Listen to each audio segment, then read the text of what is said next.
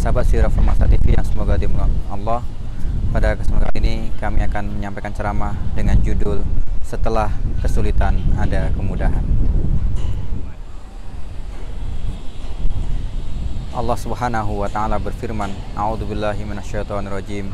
Inna ma'al usri yusra, fa inna ma'al usri yusra. Allah Subhanahu wa taala mengurangi ini. Bersama kesulitan ada kemudahan. Bersama kesulitan ada kemudahan. Dan kesulitan itu disebutkan secara ma'rifat ya. Ma'rifat itu artinya sedikit ya, tertentu. Kita menyebut si A, si B itu tertentu. Tapi yusronya atau kemudahannya itu adalah sesuatu yang banyak. Artinya setelah satu kesulitan akan banyak muncul kemudahan. Sahabat Sirah Formasa TV, izinkanlah kami menceritakan ya, ada sosok Khadijah terkini ya, di Indonesia, namanya Nusaibah Az-Zahra. Sosok ini sekarang begitu fenomenal, bahkan sudah menerbitkan buku. Jadi ada sebuah kisah dari Nusaibah Az-Zahra ini. Dia seorang hafizah Al-Quran ya. Pada satu waktu ya, dia mendapatkan satu pilihan yang tidak mudah ya. Yang pertama adalah dia dilamar oleh seorang ustadz, tetapi menjadi istri yang kedua. Lalu kemudian yang lainnya, dia juga satu sisi ada seorang yang suka sama dia dan ingin menikahinya.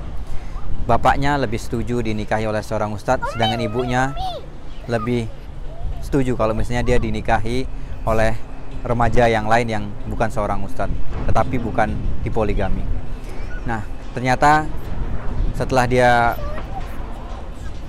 memilih ya, dan pilihannya itu begitu pahit bagi dia, karena akhirnya bapaknya bisa mempengaruhi ibunya, dan dia lebih memilih untuk yang pertama, yaitu menikah dengan seorang ustadz meskipun dia menjadi istri yang kedua. Tetapi pilihan ini ternyata dia jalani, dan kemudian ternyata di belakang itu menjadi pahit. Kenapa? Karena ustadz ini ketika menikahi dia, bahkan Nusaibah Az-Zahra hanya berhubungan hanya sebulan sekali di hotel, dan itu pun ya, seperti bukan seorang istri, layaknya seorang istri. Jadi dia mendapatkan penderitaan yang luar biasa. Dia tidak menceritakan itu kepada bapak ibunya, tapi dia pendam sendiri. Tapi temannya yang tahu sampai bertanya, kamu seorang istri atau bukan? Atau kamu hanya sebagai simpanan dia? Sampai ada orang yang mengatakan seperti itu kepada dia. Lalu kemudian ya, selang beberapa waktu ternyata dia ya, sempat nggak kuat, sempat nggak tahan. Lalu kemudian dia berdoa kepada Allah Subhanahu wa taala.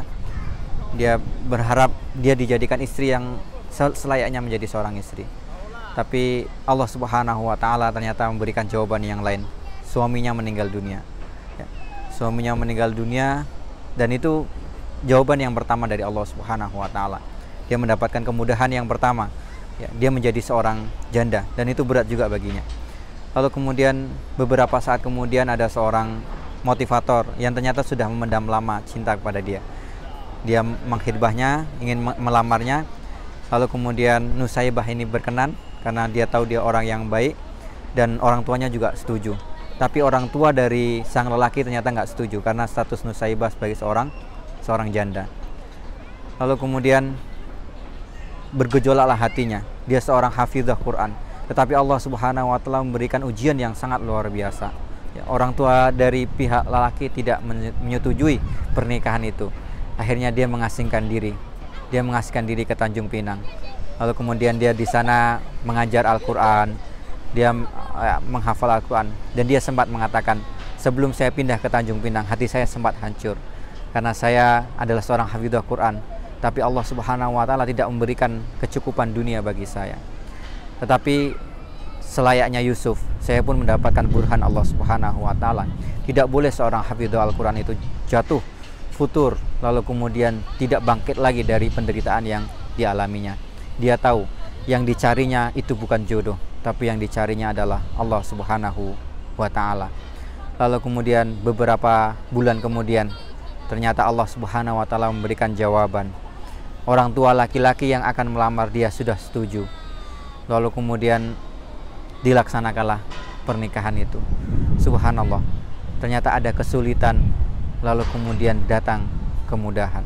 Bersabarlah, Karena ketika kita bersabar dengan kesulitan yang kita miliki, Allah sudah siapkan ribuan kemudahan di balik ujung sana.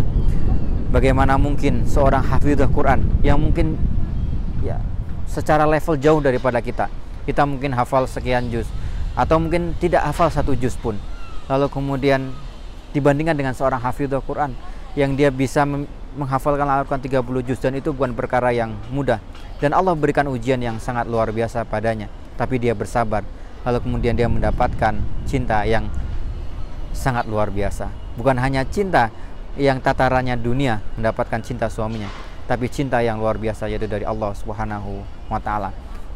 Betapa banyak kita mendapatkan cerita adanya kemudahan setelah kesulitan. Ada orang yang terjerumus dalam riba, lalu kemudian dia keluar dari pekerjaannya, kemudian dia sengsaranya luar biasa, tapi Allah siapkan kemudahan itu setelah kesengsaraannya.